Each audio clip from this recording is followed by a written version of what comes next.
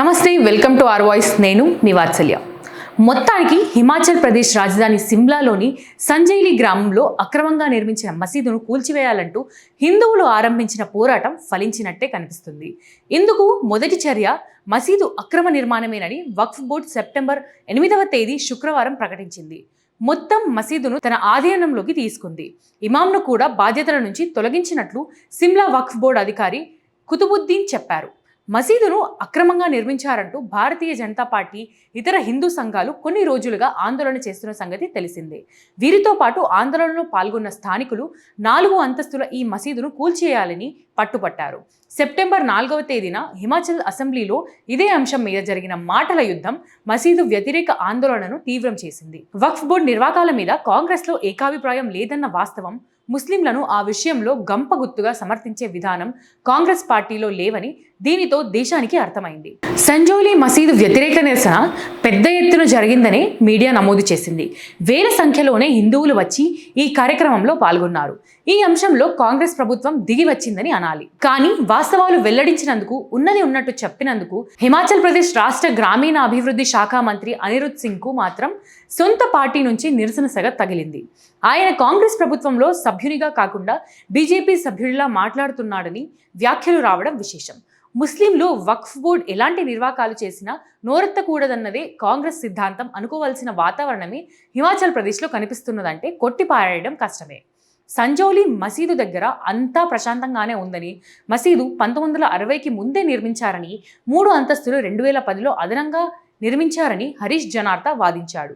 స్థానికులు మాత్రమే కాదని, బయటి నుంచి వచ్చిన ముస్లింలు కూడా అందులో ఉంటున్నారని, అక్రమంగా నిర్మించిన మరుగుదొడ్లను ఇదివరకే కూల్చేశారని హరీష్ చెప్పారు. అందులో ఉన్న ముస్లిం తెహబజారీలు 190 మంది కాదని 1900 మంది అని గ్రామీణాభివృద్ధి శాఖ మంత్రి అనిరుద్ సింగ్ బదులిచ్చారు. ముస్లిం తెహబజారీలు అంటే చిన్న చిన్న వ్యాపారాలు చేసుకునే హ్యాకర్లు. కానీ నిబంధనల మేరకు హ్యాకర్లుగా స్థానికులకి లైసెన్స్ ఇవ్వాలని, అందుకే బయట నుంచి వచ్చిన వారికి లైసెన్సులు రద్దు చేస్తున్నామని కూడా మంత్రి తెలియజేశారు. తర్వాత CNN న్యూస్ 18 ఛానల్తో మాట్లాడిన అనిరుద్ సింగ్ అక్రమ కట్టడాలను కూల్చేస్తామని చెప్పారు.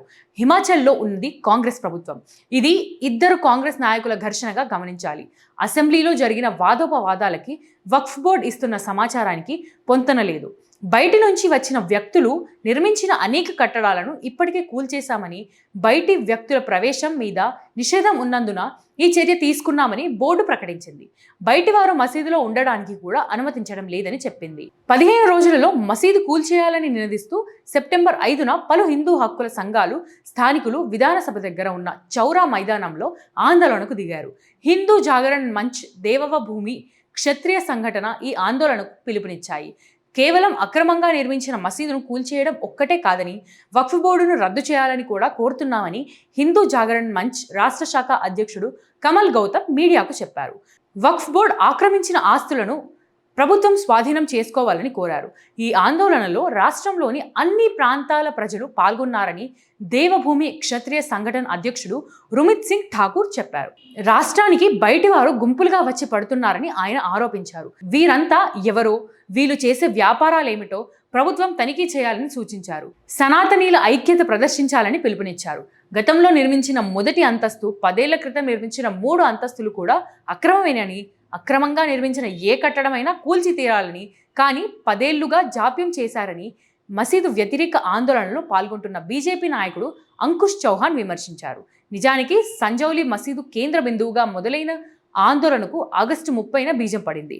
మల్యానా ప్రాంతంలో ఒక వ్యాపారి మీద దాడి జరిగింది. ఈ దాడి ముస్లింలే చేశారని ఆరోపణలు ఉన్నాయి. 2 మైనర్లు సహా 6 మీద పోలీసు కేసు నమోదు చేశారు. దీనితోనే సెప్టెంబర్ 1 నుంచి సంజౌలీ మసీదు ముందు హిందువులు ఆందోళన ప్రారంభించారు. బయట నుంచి వచ్చిన చిరు వ్యాపారులకు ఈ మసీదే కేంద్రంగా ఉందన్న సంగతి వక్ఫ్ బోర్డు ప్రకటనతో అర్థమైంది. మల్యానా దాడిని హత్యాయత్నం కేసుగా పరిగణించాలని కూడా నిరసనకారులు కోరారు. ఏ వర్గాన్ని ఇబ్బందులకు గురి చేయడం తమ ప్రభుత్వ ఉద్దేశం కాదని, రాజకీయ పార్టీలు నిరసనలు చేసినా రాజకీయ కార్యకర్తలకు వాతావరణాన్ని కల్లోలం చేసే హక్కు లేదని, సంజౌలీ ప్రాంతం వారితో తమ మంత్రి, ఎమ్మెల్యే చర్చలు జరుపుతున్నారని హిమాచల్ ముఖ్యమంత్రి సుఖ్వీందర్ సింగ్ సుక్కు సన్నాయి నొక్కులు నొక్కారు. ఏమైనా ఒక కుట్రతో రాష్ట్రంలో ప్రవేశించిన వారిని నిరోధించే ఆలోచన ఆయన మాటలలో వినిపించడం లేదు. రాజ్యాంగం ప్రకారం దేశంలో ఎవరు కోరుకున్న చోట వారు ఉండొచ్చని అన్నారాయన. ఈ పరిణామాలు చూసి మసీదు కూల్చివేత ప్రకటనలు విని విస్తుపోతున్న వారు ఎంఐఎం నాయకుడు అసదుద్దీన్ ఓవైసీ. ఆయన ఎక్స్లో చేసిన ట్వీట్ ప్రకారం హిమాచల్ను పాలిస్తున్నది బీజేపీయా కాంగ్రెస్ పార్టీయా అని ఆయన అయోమయంలో కూడా పడిపోయారు. కాంగ్రెస్ చెప్పే ప్రేమ దుకాణం హిమాచల్లో లేదేమని ఆయన ఆక్రోశిస్తున్నారు. అయితే కాంగ్రెస్ మార్కు ప్రేమ దుకాణం అంటే ఏమిటో ఓవైసీ చెప్పారు. బయట నుంచి వచ్చిపడిన వారు స్థానికులను చావగొట్టినా ప్రభుత్వాలు మాట్లాడకూడదు. ఎలాంటి అనుమతులు లేకున్నా మసీదుకి అంతస్తులు కట్టినా నోరెత్తకూడదు. మసీదును అక్రమ కట్టడం అన్నారు. కాబట్టే ఆ రాష్ట్ర మంత్రి అనిరుద్ సింగ్ బీజేపీ భాష మాట్లాడుతున్నాడని గుండెలు బాదుకున్నాడు ఓవైసీ.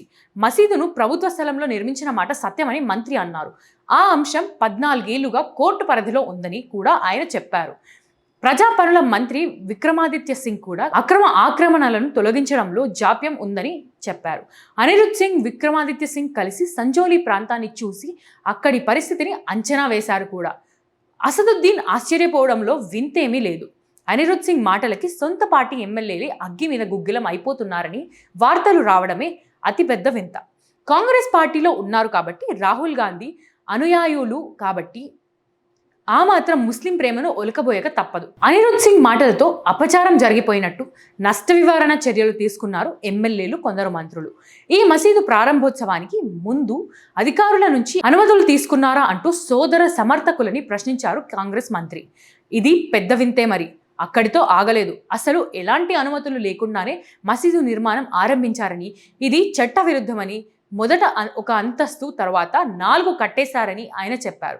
పైగా వాళ్ళకి చట్ట వ్యతిరేక చర్యలను పాల్పడడం అలవాటుగా మారిపోయిందని, 4 అంతస్తుల ఈ మసీదు నిర్మాణం వ్యవహారంలో మొత్తం మీద దర్యాప్తు జరగాలని మంత్రి వ్యాఖ్యానించారు. సంజోలి మార్కెట్ ప్రాంతంలో దొంగతనాలు సర్వసాధారణంగా మారాయని, స్థానికులు లవ్ జిహాద్ మీద ఆందోళనలు కూడా వ్యక్తం చేస్తున్నారని మంత్రి కుండబద్దలు కొట్టారు. అందుకే ఎమ్మెల్యే హరీష్ జనార్ద కంగారు పడి మంత్రి మాటలను ఆపడానికి ప్రయత్నించినట్టు కనిపిస్తుంది. హరీష్ జనార్ద, బీజేపీ ఎమ్మెల్యే బల్వీర్ వర్మ కలిసి ఈ అంశాన్ని ఆ రోజు సభలో లేవనెత్తారు.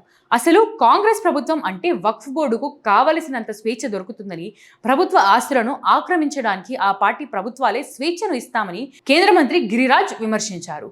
ఈ విషయాన్ని వక్ఫ్ బోర్డు ఆస్తులు పెరిగిన తీరును మంత్రి సాక్షాత్తు అసెంబ్లీలో వివరించినప్పుడే అర్థమైందని ఆయన అన్నారు.